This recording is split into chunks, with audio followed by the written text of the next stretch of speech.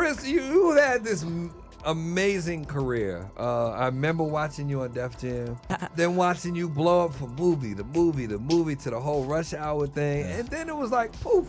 Yeah. Where's Chris? It's a lot in my life, you know. The way I kind of stepped back from Hollywood at one point, you know, being the highest paid actor in Hollywood. I don't know what he was going through internally, emotionally. He might have got really tired of the business. There's maybe some layers in there that he hadn't really spoken about inside the business. I know how the business can be. You know, everybody pulling at you, wanting you to do all kind of stuff, putting that pressure on you. Chris Tucker, recognized by celebrity net worth, once held the title of Hollywood's highest paid actor, raking in a staggering $50 million from his iconic roles in the Rush Hour series alone. His earnings would be closer to $65 million today when adjusted for inflation. It was rumored that Tucker had the inside scoop on just about everyone in the industry. Then, seemingly out of the blue, he stepped back from the glitz and glamour of Hollywood, sparking speculation. Some wondered if his vast knowledge made the industry bigwigs uneasy, leading to his sudden disappearance. He knows everybody. Like, I'm not even kidding. You can bring up a name. It doesn't matter if it's like Muhammad Ali, Paul McCartney, Jesus. This isn't an unfamiliar story in the world of black comedians, with Katt Williams being a prime example. However, Tucker didn't just step back. He walked away entirely from the Hollywood scene. Recently, though, Chris has broken his silence on the real reasons behind his Hollywood hiatus. But what were his revelations? The way I kind of stepped back from Hollywood at one point, you know, being the highest paid actor in Hollywood, but I felt like, you know, it was a ceiling right there, and I wanted more. It wasn't enough. Growing up in Atlanta with his 2 sisters and 3 brothers, the Tucker household was always filled with laughter, marking the beginnings of Chris's comedic journey. During his high school years, he was known as the class clown, frequently hosting talent shows and dabbling in stand-up comedy. At the tender age of 19, Tucker took a leap of faith, moving from Atlanta to Los Angeles with dreams of kickstarting his career in comedy. It wasn't long before he landed a spot on Def Comedy Jam, where his unique, fast-paced comedic style and undeniable charisma won over audiences. Tucker's talent wasn't just limited to comedy. His adaptability shone through as he made appearances in music videos for hip-hop legends like Dr. Dre, Heavy D, Tupac, and Mace. Tucker's big break came with his unforgettable role as Smokey in the cult classic Friday. Director F. Gary Gray shared with the New York Times how he went to bat for Tucker, choosing him over more established comedians like Chris Rock and Tommy Davidson. Despite an audition that Gray described as just okay, he saw Tucker's exceptional improvisational talent and knew he had the it factor to bring the character of Smokey to life. Gray stated, "Chris's audition was just okay. It wasn't great, but his ability to improvise was unmatched." Convinced of Tucker's potential, Gray cast him in the role that would define his career. With a modest budget of $3.5 million, the Friday team wrapped up filming in a whirlwind 20 days. The film, released in 1995, became an instant hit, earning $28.5 million at the box office and solidifying Tucker's status as a leading actor in Hollywood. In Friday, Tucker's portrayal of Smokey, a comically high and perpetually amused character, left audiences in stitches, showcasing his ability to bring laughter and light to the screen. This role was a massive shift from Tucker's signature polished comedy gigs, revealing his dope range and versatility as an actor. It was crystal clear that Tucker wasn't just some one-trick pony. The dude had layers of talent, and the whole world was starting to vibe with it. However, 1997 turned out to be the real game changer in Tucker's career. A year that saw him dropping not 1, not 2, but 3 blockbuster hits, skyrocketing him to Hollywood stardom. The buzz around Tinseltown was all about Tucker's rapid rise, branding him a sensation in Hollywood. He killed it in The Fifth Element, an action-packed sci-fi epic that highlighted his ability to lead a major cinematic production. Then he switched gears with Money Talks, a comedy that had folks rolling in the aisles, proving his slick comedic timing. And just when you thought Tucker had shown us all his moves, he stepped into Quentin Tarantino's Jackie Brown, flexing his acting skills in a crime drama and holding it down with some seasoned vets. At this point, Tucker's name was everywhere, earning nods from Hollywood elites like Jamie Foxx. Foxx himself dropped a story that put Tucker's impact into perspective. This defining moment in Foxx's career underscored how Chris Tucker, the dark horse, came through and shook things up, leaving Foxx in awe. Foxx, known for his dynamism and artistic chops, was left rat-led by Tucker's Sudanrisey. Chopping it up on The Late Show with Stephen Colbert, Fox reminisced about a time when his rising star, thanks to In Living Color, had him feeling all high and mighty. He remembered being puzzled by the sound of raucous laughter coming from a stage performance, thinking, "Who is that on stage?" I said, "Because I just came up. I'm Jamie Foxx. Who could that be funny?" And I opened that door and it was a skinny little black dude with a tank top on. It didn't fit. It was Chris Tucker. And when I say he was making them roll laughing, it shook me. And I knew that I wasn't funny like that. But when he peeked in, there was Tucker, a skinny dude with unmatched energy, absolutely owning the stage, making the crowd lose it with laughter, which totally shook Fox and made him check his own comedy game. This tale, as spun by Fox, played out while they were both grinding on the comedy circuit. Tucker, already making waves with his unique comedic flair and electric vibe,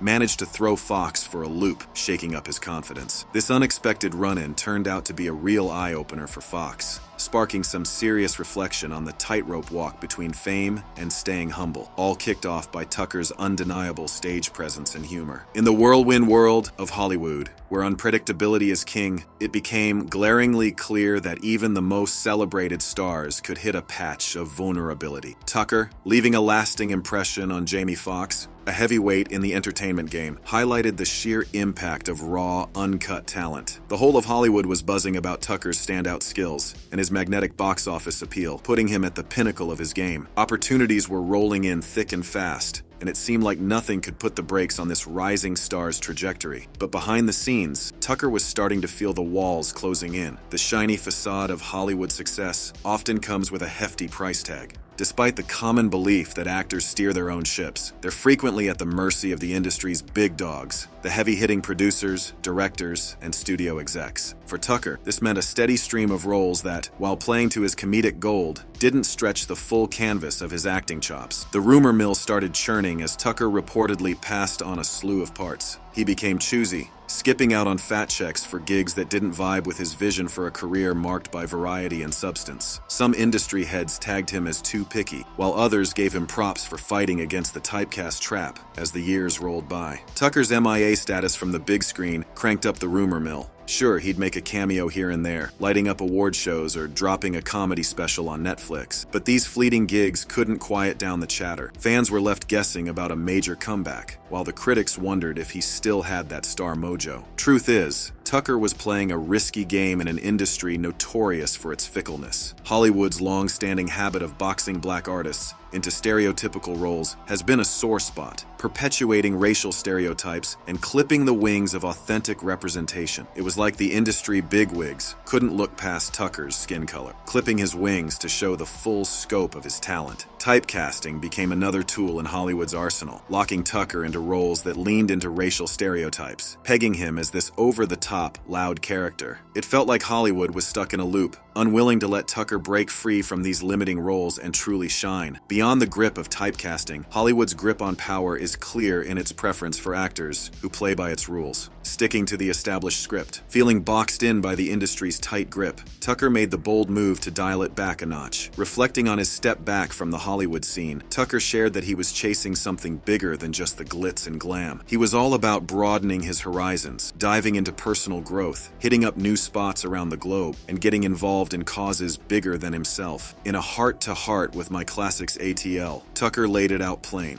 He was aiming to be more than just a celeb stacking up trophies. He wanted to make a real difference in the world. Folks were scratching their heads, wondering why someone raking in the big bucks would choose to walk away from all that luxury. The answer? Tucker was craving freedom from Hollywood's tight leash, known for steering not just the roles actors play, but also how they roll in their personal lives. Hollywood's got a rep for keeping its stars on a short leash. Tucker wasn't about that life. He was all for cutting loose from those chains, seeking a life that was true to him, away from the constant scrutiny. He was all in for carving his own path, shaking off the industry's cookie-cutter expectations. For Tucker, stepping away wasn't just a move, it was a statement, a bid for a life that rang true to his core, far from Hollywood's all-seeing eye. Then there was the tough talk about how young black talents in the game often get their spirit and style dim, being emasculated, having your strength and character undercut, often in ways that strip away your dignity, was a real deal for Tucker and his peers. Tucker found himself pigeonholed into roles that were heavy on laughs but light on substance, shrinking him down to a caricature. This kind of typecasting typecasting didn't just cap his career, it played into tired, damaging cliches that did no justice to the complexity and richness of black men's lives. But Tucker wasn't about to throw in the towel. He was on the hunt for roles that had real meat to them, stories that resonated. Stoking the Flames was Tucker's deep dive into his Christian faith, leading him to pass on parts that didn't jibe with his spiritual path. While some gave him props for sticking to his guns, others were side-eyeing, wondering if he was bucking against Hollywood's script for him. Hollywood's old-school vibe in the late 90s and early 2000s wasn't doing any favors for brilliant black talents like Tucker. They were handed roles, but the script was already set, boxing them into stereotypes that didn't come close to showcasing their full range. These artists were caught in a system where they had little say, tossed around by industry bigwigs who weren't always looking out for them. It felt like the stars were merely marionettes, with unseen forces pulling the strings, trapping them in roles that did little justice to their talent. The vibe was eerily similar to how jesters were treated in the courts of old, dancing and jesting at the whim of the elite. Enter Chris Tucker, whose experience reads like a page out of a scandalous drama, finding himself cast not on a Hollywood set but in a real-life role as the entertainer to none other than former U.S. President Bill Clinton. Envision this: Tucker, at the height of his fame, globetrotting with Clinton on a trip to Africa that promised glitz and adventure.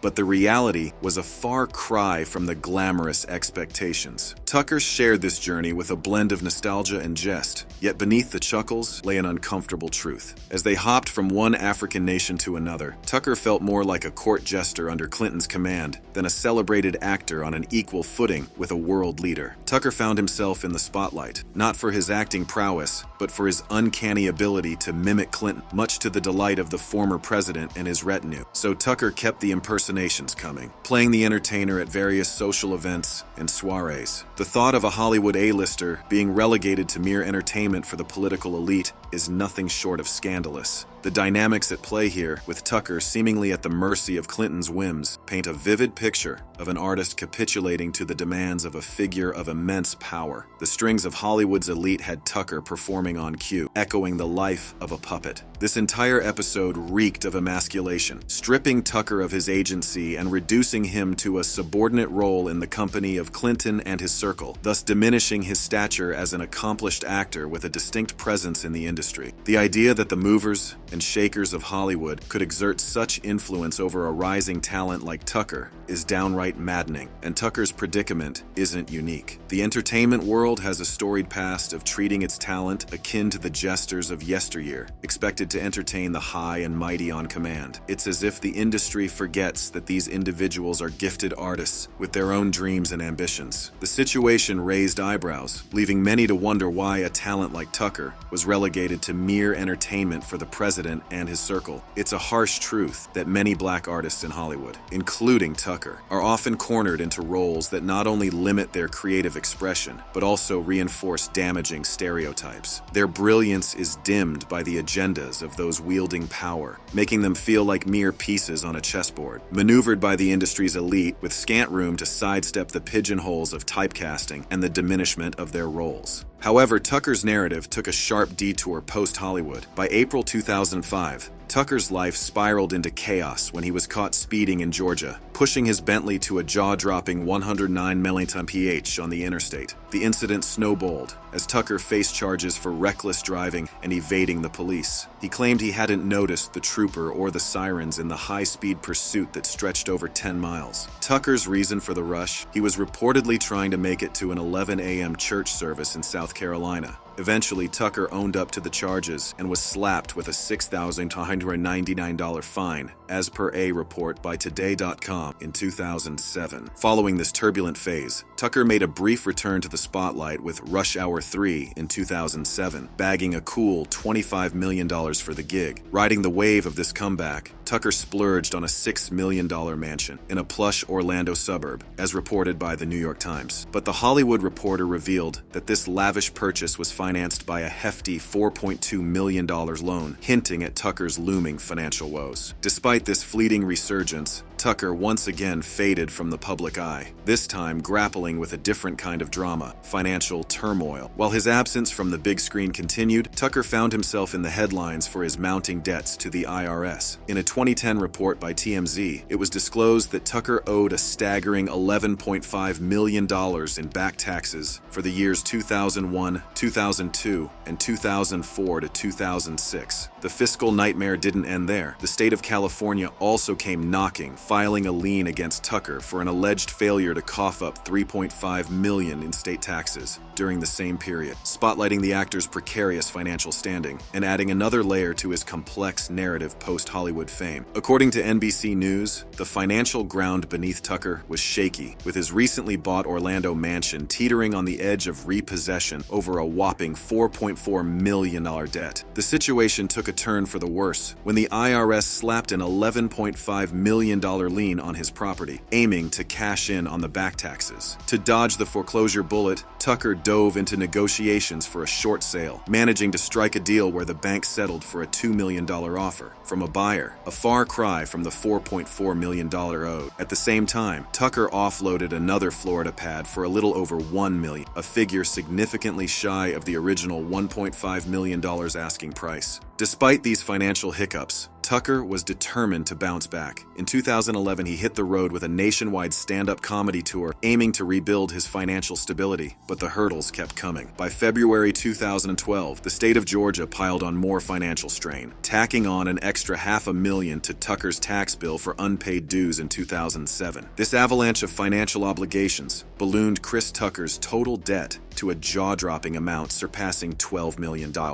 Nonetheless, a glimmer of hope shone through when Tucker got hooked by a script that truly spoke to him, leading to his eager leap into the role of Danny in the 2012 film Silver Linings Playbook. This role signified a major comeback, snapping a 4-year hiatus and reigniting his career flame. Tucker's return to the silver screen continued as he stepped into the shoes of Albert in the 2016 film Billy Lynn's Long Halftime Walk. In a heartfelt 2017 chat with A Central, Tucker reassured his fans that his step back from the spotlight didn't mean he was out of the game. He dived into charitable work, founding his own nonprofit while keeping the laughs coming with his stand-up comedy gigs. Tucker made it clear, "I am picky. I like to do stuff I can bring something to. I don't want to do something to just be doing something," showcasing his discernment in picking roles. Since 2017, Tucker's presence in blockbuster flicks has been somewhat subdued, yet the buzz about a potential Rush Hour 4 reunion with Jackie Chan has fans on the edge of their seats. While the details are still under wraps, the anticipation for the return of this dynamic duo is palpable. Beyond Rush Hour 4, Tucker has hinted at an openness to reprise his role in another sequel, this time for the legendary Friday series, potentially titled Last Friday, stirring excitement among fans for what the future holds for this beloved actor. Tucker expressed his eagerness to jump back into the game, provided the story rings true and has the potential to spark joy among his fans. This insight offers a tantalizing glimpse into what the future might hold for Tucker, teasing the return of iconic roles and storylines that have become staples in pop culture. As rumors swirl about these upcoming ventures, it's a prime moment to look back on the indelible impact Chris Tucker has made in the entertainment realm. Tracing his roots back to his comedic beginnings in Atlanta, all the way to his ascent in Hollywood, Tucker's narrative is one of persistence and dedication to roles that strike a chord with his creative ethos. His knack for bouncing between stand-up gigs and captivating film roles underscores his dynamic range as an entertainer. Moreover, the deliberate break he took after Silver Linings Playbook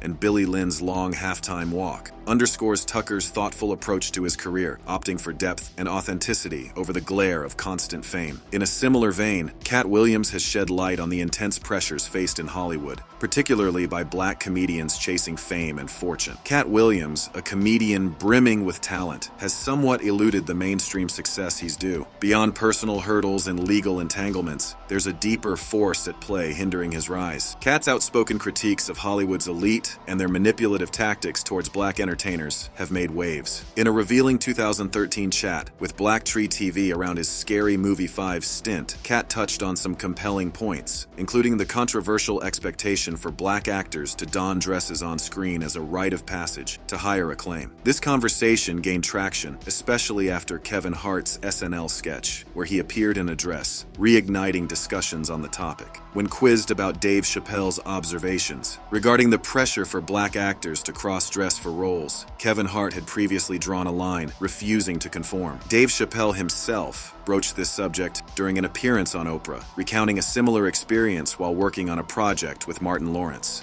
Despite Chappelle's clear discomfort with the idea, the production team pushed for it, casting him as troublesome for resisting. Chappelle, however, stood his ground, refusing to compromise his principles for a laugh. This narrative not only sheds light on Tucker's cautious return to the limelight, but also casts a broader spotlight on the systemic issues within Hollywood that artists like Tucker, Williams, and Chappelle navigate. Years down the line, when Kevin Hart rocked a dress on SNL, despite vowing he'd never do such a thing, a wave of fans called him out for caving to the Hollywood bigwigs. This moment threw the spotlight back on what Katt Williams had to say about the whole ordeal. Katt pointed out that this wasn't just about Kevin Hart. He was neither the first nor the last black comedian to don a dress as a rite of passage in Hollywood. Katt suggested that Kevin Hart was next in line for the elite's playbook. Post-SNL, Hart's career took off like a rocket, snagging lead roles in hit flicks and packing out stadiums. It's key to note that while Katt Williams and Dave Chappelle are comedy giants, they haven't hit the same mainstream heights as Kevin. And Katt Williams didn't shy away from calling out Hollywood's darker corners, alleging that the industry's power players keep a tight leash on black celebs through some underhanded tactics. Katt, alongside Dave Chappelle, stood their ground against joining any secret societies or letting the big shots pull their strings, which might have played a part in their not reaching Kevin's level of fame. Katt admitted he was a bit green initially, not fully grasping the dangers of crossing swords with the industry's kingpins. He faced his share of bumps and setbacks before he got a real sense of the heavyweights he was challenging. It's no secret that Katt Williams' rep has taken some hits in the mainstream press. Sure, he's had his share of public slip-ups, but the gossip rags have been known to blow things way out of proportion, painting him as off-kilter.